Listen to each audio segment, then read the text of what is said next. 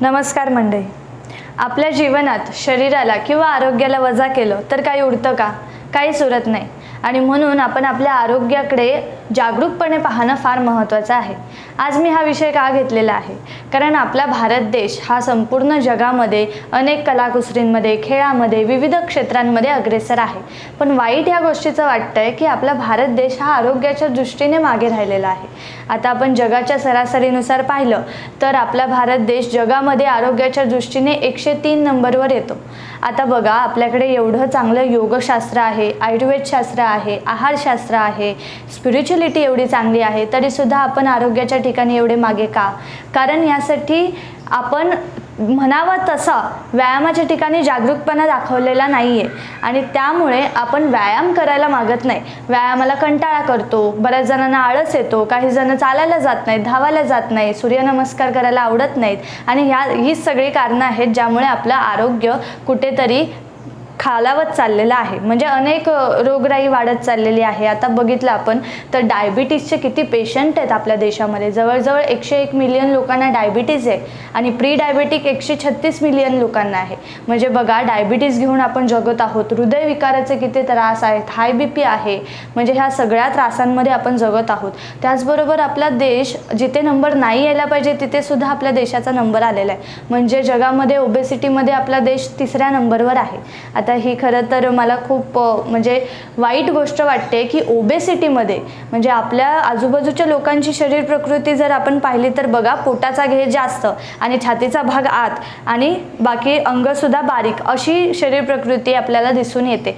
हे कशामुळे झालेलं आहे? व्यायामाकडे दुर्लक्ष, खाण्यापिण्याच्या चुकीच्या सवयी आणि ह्या सगळ्या सवयी बदलत नाही आपण. म्हणजे आपली जी लाईफस्टाईल आहे ना ती चेंज झालेली आहे. कारण आपण पाश्चात्य लोकांचं खाणंपिणं स्वीकारलेलं आहे, त्यांच्या काही विविध गोष्टी सुखसोयी आपण घेतलेल्या आहेत आणि त्यामुळे आपण आपलं कल्चर विसरलेलो आहोत आणि हेच आपलं सगळ्यात मोठं चुकलेलं आहे. आता आपल्याकडे बघा, चालणं किती चालणं महत्त्वाचं. म्हणजे त्या आधीच्या काळामध्ये लोक किती चालायचे आपल्याकडे, पण जेव्हापासून गाड्या आल्या तेव्हापासून माणूस चालायला मागत नाही, धावायला मागत नाही. लहान मुलं घरात बसून व्हिडिओ गेम किंवा मोबाईलवरती खेळत राहतात, मैदानात खेळायला जात नाहीत.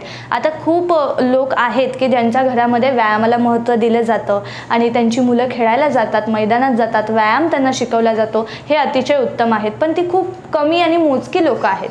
आणि व्यायाम करणारी लोक जर आपण पाहिली ना तर मैदानात कितीशी दिसतात आपल्याला? मैदानामध्ये खूप कमी दिसतात. जिम सेंटर ओस पडलेले आहेत. योगा सेंटर्समध्ये तसं म्हणावं तसे योगा सेंटर्स भरलेले दिसत नाहीत. याला कारण काय आहे? तर व्यायाम आपल्याला करावासा वाटत नाही हा, आणि मुळात शरीराचं महत्त्व तितकंसं वाटत नाही. आपण काय करतो की आपलं खेळण्याचं वय असतं, म्हणजे लहान असतात मुलं तोपर्यंत ते खेळतात तेवढे खेळतात.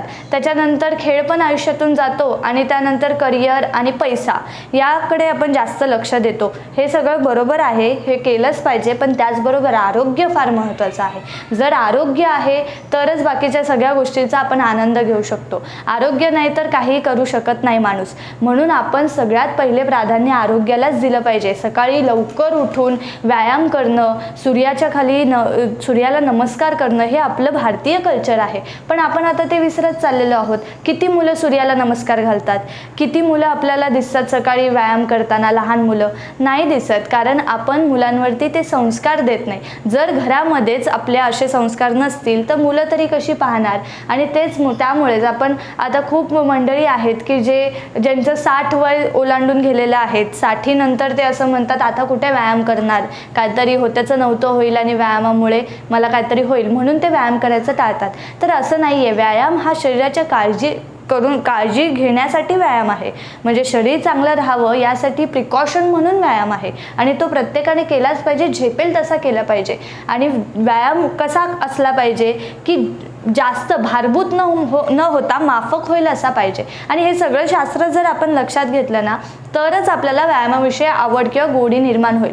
म्हणून मी सांगते की आपल्या देशामध्ये व्यायाम करणारी मंडळी कमी आहेत आणि हे सांगणारं जे वरची जी मंडळी आहेत ना त्यांनी याच्यावरती लक्ष दिलं पाहिजे. आरोग्याच्या दृष्टीने सरकारने याकडे लक्ष दिलं पाहिजे. प्रबोधनं कशी व्हायला पाहिजेत? मनाबाबतीत आपण खूप ऐकतो. मनाविषयी सांगणारे भरपूर प्रवचनकार आहेत, भरपूर संप्रदाय आहेत जे मनाविषयी सांगतात. आम्ही सुद्धा मनाचे भरपूर व्हिडिओज केलेले आहेत. मनाचे विविध पैलू सांगितलेले आहे. मन कसं कसं आहे ते सांगितलेलं आहे. पण तरीसुद्धा शरीराच्या दृष्टीने जे थेट माणसाला सांगितलं पाहिजे ना, अशी प्रबोधनं आणि असे संप्रदाय तयार झाले पाहिजेत की शरीर किती महत्त्वाचं आहे आणि आरोग्य असेल तरच माणसाकडे सगळं काही आहे हे सांगणारे लोक तयार झाली पाहिजेत. आणि असं जेव्हा प्रबोधन शाळांमध्ये मुलांवरती होईल तेव्हाच तर त्यांच्या मनामध्ये आरोग्याविषयी जागरूकता निर्माण होईल, व्यायामाविषयी जागरूकता निर्माण होईल. तोपर्यंत काय होणार नाही, तोपर्यंत आपण आरोग्याच्या दृष्टीने मागेच राहणार आहोत. आणि म्हणून आपल्या देशामध्ये 2020च्या अहवालानुसार कॅन्सर पेशंट जे आहेत ना ते भरपूर, म्हणजे 2020च्या जागतिक अहवालानुसार 3रा नंबर आपला कॅन्सर पेशंटचा येतो.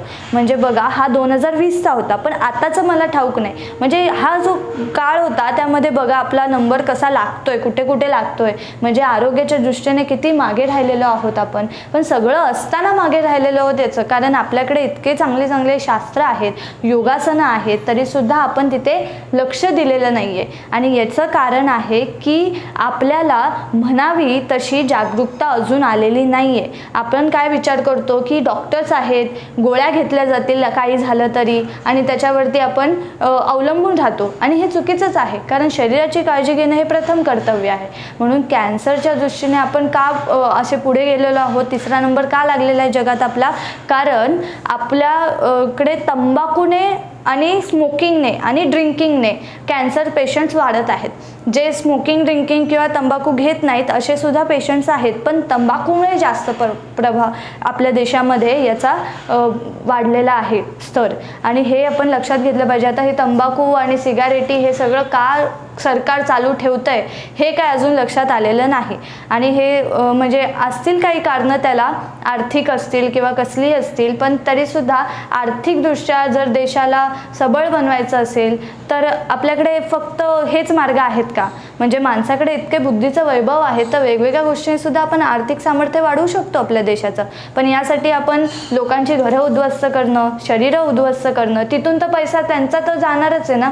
म्हणजे लोकांचं घरामध्ये जे वादविवाद होणार, शरीरावरती लक्षण असणार, शरीरामध्ये वेगवेगळे रोग निर्माण होणार, कॅन्सरसारखे रोग तयार होतात, अशा गोष्टी आपल्या देशात चालवूनच आपण का घेतोय? आणि ह्या सगळ्या गोष्टी आपण ठेवलेल्या आहेत ना, म्हणूनच हा सगळा परिणाम आता आपल्याला दिसतोय.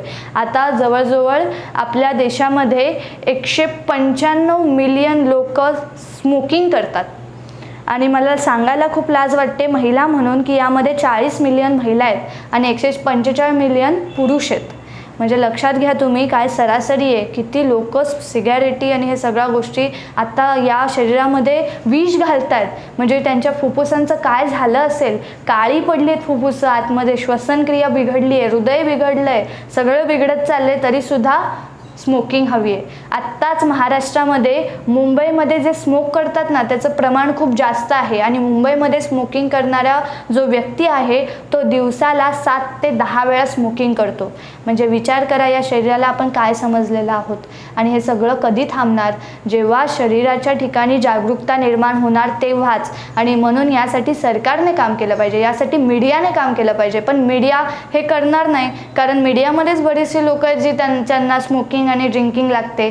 त्यामुळे या सगळ्या गोष्टी ज्या आहेत ना त्या वाढतच जाणार आहेत. आणि याला जर प्रतिबंध आणायचा असेल तर हे काम प्रत्येक घरातल्या कुटुंबाने केलं पाहिजे, प्रत्येक घरातल्या महिलेने केलं पाहिजे. आता आपण ओबेसिटीमध्ये जर 3रा नंबर जो आहे आपला त्यामध्ये पण महिलांचं प्रमाण जास्त आहे. 12% पुरुष आहेत आणि जवळजवळ 70% महिला आहेत ज्यांचं ओबेसिटीमध्ये प्रमाण जास्त आहे. आता महिला का होतात ओबेसिटीमध्ये जास्त, त्यांचं प्रमाण का आहे? कारण महिला व्यायामाकडे दुर्लक्ष करतात. याचं कारण की प्रेग्नन्सी येते, सांगतात काय कारण की माझं वजन का वाढलं, प्रेग्नन्सी येते, प्रेग्नन्सीनंतर मला मुलं झाली असं सांगतात आणि त्यामुळे माझं वजन वाढलं असं सांगतात. आता हे काही रिझन नाही. वजन वाढतं प्रेग्नन्सीमध्ये, पण ते आटोक्यात आणू शकतो, ते कमी करून घेऊ शकतो. त्याच्या आधी व्यायाम केला तरीसुद्धा उपयोगी ठरतोच तो आपल्याला, पण व्यायाम करायला मागत नाही. आता आधीच्या काळातल्या महिला बघा, तेव्हा 4-4, 5-5 मुलं त्यांना होत होती, पण त्यांची ध्येयष्टी जर आपण पाहिली तर ती बारीकच होती. का? कारण त्यांच्याकडे कष्ट खूप होते. चालत खूप जायच्या, बायकासुद्धा खूप लांब लांब चालत जायच्या, खूप कामं करायच्या. पण आता काय झालेलं आहे, सुखसोयी इतक्या वाढलेल्या आहेत की आपल्या गाडी आणि सगळंच आपल्याकडे इतकं आलेलं आहे की चालायला सुद्धा आपण जात नाही, 4 पावलं चालावीशी वाटत नाहीत. त्यामुळे कुठे बाजारात जायचं तरी सुद्धा आपण गाडी काढतो, किंवा जिनेवर चढ उतर करायचे असेल तर आपण लिफ्टचा वापर करतो. म्हणजे किती ऑप्शन्स आहेत. म्हणायला तर माणूस अशा आधुनिकरणाच्या गोष्टी खूप निर्माण करेल. म्हणून काय आपण घरातच बसून राहायचं का? ऑनलाईन शॉपिंग आली, सगळं काही ऑनलाईन आलं, पण तरीसुद्धा कष्ट हे शरीराला दिलेच पाहिजेत, व्यायाम हा केलाच पाहिजे, त्याला पर्याय नाही. व्यायाम करण्याशिवाय तुम्हाला गत्यंतर नाही. त्यामुळे चालणं फिरणं हे तर हवंच. सकाळी उठून लवकर उठून सूर्याला नमस्कार करणं हा आपला भारतीय संस्कार आहे. पण आज आपल्या लहान मुलं, किती मुलं सूर्याला नमस्कार करतात? आपण हे संस्कार दिलेत का? ज्या देशामध्ये सूर्य नमस्काराचे मंत्र सांगितले जातात, ज्या देशामध्ये सूर्याला नमस्कार करण्याची शिकवण दिली आहे ऋषीमुनींनी, त्याच देशामध्ये आज मुलं सकाळी लवकर उठत नाही, झोपून राहतात. जवळजवळ 8-8, 10-10 टीनेजर्स तर असं म्हणतात की मी रात्री 2 वाजेपर्यंत 3 वाजेपर्यंत जागा असतो. ही काय चांगली गोष्ट आहे? 2-3 वाजेपर्यंत चांगलं म्हणजे तुझं हृदय जागणं, म्हणजे तुझं हृदय कमकुवत होणं आहे. आणि हे सगळं आपण लक्षात घेतलं पाहिजे. आपल्या मुलांना ह्याच्या सवयी लावल्या पाहिजेत. आता जी मुलं 2-2, 3-3 वाजेपर्यंत जागी राहतात रात्रीची, आणि ती सकाळी 10-10 वाजेपर्यंत झोपतात, मग काय जीवन जगली ती मुलं? म्हणजे सूर्य बघितला नाही, दुपारनंतर त्यांचं जीवन सुरू झालं आणि रात्रीपर्यंत ते जेव्हा सगळी संपूर्ण झोपतात तेव्हाही जागे असतात. म्हणजे बघा हे सगळं कुठल्या दिशेने चाललेलं आहे. आणि म्हणून आपण का मागे आहोत ना, याची कारणंही आहेत. आता जिथे आपल्याला सवयी बघा कशा होत्या आहाराच्या, आपल्या आधीच्या काळामध्ये लोक जमिनीवर बसून जेवण जेवायची, पण आता आपल्याकडे डायनिंग टेबल आलेले आहेत. आपल्याला डायनिंग टेबल घरामध्ये असलं की एक्झिक्युटिव्ह लाईफ वाटतं. एक्झिक्युटिव्ह लाईफ नाही आहे हे श्रीमंतीचं लाईफ नाही आहे. जमिनीवर बसून जेवणं ही श्रीमंती होती आपली, पण ती आपण घालवलेली आहे. आणि काही लोक चमच्याने जेवण जेवतात, हाताने जेवण जेवणं किती उत्तम आहे. जमिनीवर बसून जेवण्याचे किती फायदे आहेत. पचनक्रिया सुधारते त्याच्यामुळे. पचनक्रियेमध्ये जी सिस्टीम आहे आपली, पचनक्रियेचा मेंदू आणि आपला बुद्धी, ब्रेनपर्यंत जे संकेत जातात त्या सगळ्याची सिस्टीम सुधारते. आणि त्याचा परिणाम असा होतो की आपल्याला भूक जितकी आहे तेवढंच खावंसं वाटतं. नाहीतर आपण डायनिंग टेबल्सवरती वगैरे जेव्हा बसतो ना, तेव्हा आपल्या पाठीचा कणा सरळ नसतो, आरामात बसलेला असतो, त्यामुळे आपण अति प्रमाणात सुद्धा खातो आणि ह्या सगळ्याचे परिणाम होतात. म्हणून ओबेसिटी वाढते, म्हणून आपल्याकडे मधुमेहाचे रोग वाढतात, हृदयविकार वाढतात. याला कारणं बघा काय आहेत. पण आपली जी संस्कृती आहे ना, ती पाश्चात्य लोकांनी स्वीकारलेली आहे. त्यांची नको ती संस्कृती आपण घेतलेली आहे, पण आपली जी चांगली संस्कृती आहे ना, ती त्यांनी घेतलेली आहे. म्हणजे जपानमध्ये आत्ता पण ती लोक खाली बसून जेवण जेवतात आणि जेवणाला इतकं महत्त्व देतात ते की पूर्ण एकाग्रतेने, पूर्ण जागरूकपणे ते जेवण जेवतात. वदनी कवळ घेता नाम घ्या श्रीहरीचे, असं जे आपल्याकडे सांगितलेलं आहे ना, जपानमध्ये श्रीहरीचं नाव घेऊन जेवण जेवलं जातं. म्हणजे ते किती जागरूक आहेत बघा या ठिकाणी. म्हणून त्यांचा नंबर आरोग्याच्या दृष्टीने जगात दुसरा लागतो. आता मी हे आपल्या देशाचं आणि दुसऱ्या देशांचं असं तुलना करत नाही आहे, तुलना होऊच शकत नाही किंवा वाखाणत पण नाही आहे. पण मी सांगते की आपलं चुकतंय कुठे आणि आपण आपले संस्कार कसे विसरलेलो आहोत, संस्कृती कशी आपण मागे टाकलेली आहे. आणि आधुनिकरण ह्याच्या मागे जे आपण आहोत ते चालेल, ठीक आहे, आधुनिकरण झालं पाहिजे, देश पुढे गेला पाहिजे, पण आरोग्याच्या दृष्टीने कसं? कारण नंतर अशी एक वेळ येईल आपल्यावरती की काही नको, फक्त आरोग्य हवं असं आपण मागू. आणि ही वेळ येऊ नये म्हणून आपल्या मुलाबाळांवरती आपण आत्ताच संस्कार करणं महत्त्वाचं आहे. आत्ताच त्यांना मैदानात खेळायला पाठवणं, आत्ता त्यांच्याकडून योगासनं करून घेणं, प्रत्येक शाळेमध्ये शरीराचं महत्त्व समजून सांगणं, प्राणायाम करून घेणं, श्वास घेणं सोडणं ही जरी क्रिया सहज असली तरीसुद्धा ती किती दिव्य आहे हे लहान मुलांना समजून दिलं पाहिजे. ते प्राणायाम करणारी मुलं आहेत का आता?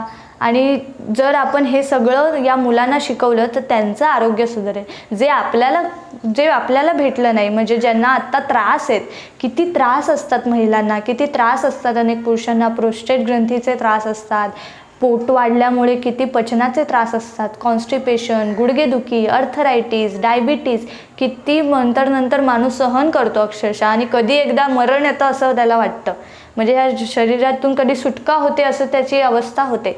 आणि हीच अवस्था आपण आपल्या मुलांची करून घ्यायची का? आणि जितकं आधुनिकीकरण वाढणार आहे तेवढे मुलांना तेवढेच त्याच्यामध्ये ते गडकं होणार आहेत, घेरून टाकणार हे सगळं माणसाला. आणि म्हणून ह्याच्यामध्ये अडकायचं नसेल तर प्रज्ञान, व्यायाम, योगासनं ही सगळी एका बाजूने वाढली पाहिजे आणि याचं संस्कार आपण आपल्या मुलाबाळांवरती केलेच पाहिजेत. आणि हेच फार आत्ताच्या जीवनामध्ये अतिशय महत्त्वाचं आहे, यावरती आपण लक्ष दिलं पाहिजे. तर सर्वांनी सगळ्यात महत्त्वाचं म्हणजे व्यायामाला सुरुवात करा. जे व्यायाम करतायत त्यांनी व्यायाम अजून वाढवा. खाण्यापिण्याच्या गोष्टी ज्या आहेत त्या बदला. पदार्थ जे आपण नको ते खात असतो ना ते टाळा. कारण आपण पाश्चात्य लोकांचे जे पदार्थ घेतले ते आपल्या देशात उगवतात का? आपल्या देशामध्ये इतका उत्तम आहार आहे की सगळे प्रोटीन्स, कॅल्शियम, आयर्न, फॉस्फरस सगळेच त्याच्यामध्ये येतात, इन्क्लुडेड आहेत. पण तरीसुद्धा आपण ते घेत नाही, हे आपलं दुर्दैव. त्यामुळे आपल्या देशामध्ये, आपल्या क्षेत्रामध्ये जे उगवतं ते आपण आपल्या मुलाबाळांना खायला दिलं पाहिजे. तर असा आहार बदला, व्यायाम सुरू करा, रोज सकाळी लवकर उठा, रात्री लवकर झोपा आणि शरीराला सुदृढ ठेवा आणि आनंदाने जीवन जगा. धन्यवाद.